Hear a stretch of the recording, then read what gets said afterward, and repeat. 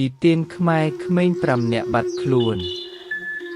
កាលពីយូរលង់ណាស់មកហើយនៅភូមិមួយជាប់ព្រៃធំមានក្មេង5នាក់ជាមិត្តជិតស្និទ្ធគ្នាពួកគេមានឈ្មោះវុធីសុខារតន៍ស្រីពៅនិងតារារាល់ថ្ងៃពួកគេចូលចិត្តលេងនៅវាលស្រែនិងព្រៃតូចក្បែរភូមិ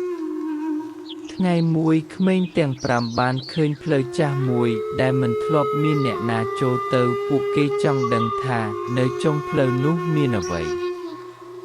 ពួកគេដើរតាមផ្លូវតូចនោះរហូតទៅដល់ប្រាសាទចាស់មួយដែលត្រូវដើមឈើគ្រប់ដណ្ដប់នៅកណ្ដាលប្រាសាទមានទ្វារធំមួយបើកចុង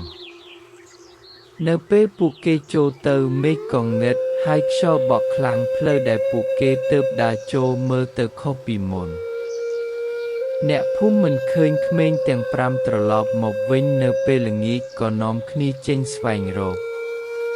ព្រឹកឡើងអ្នកស្វែងរកបានឮសំឡេងក្មេងស្រែកហៅពីក្រោយប្រាសាទពេលទៅដល់ពួកគេបានឃើញក្មេងទាំង5អង្គុយនៅក្រោមដើមពោធិ៍ធំមួយ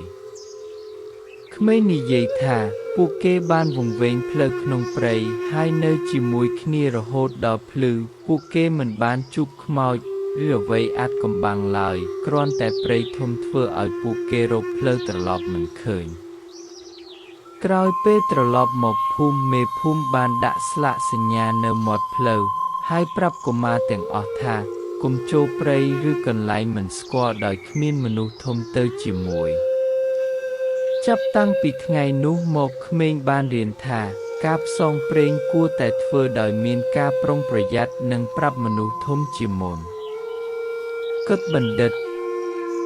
ការចង់ដឹងគឺជារឿងល្អប៉ុន្តែត្រូវមានការប្រុងប្រយ័ត្នកុំទៅកន្លែងមិនស្គាល់តែម្នាក់ឯងឬដោយគ្មានការអនុញ្ញាតពីមនុស្សធំ។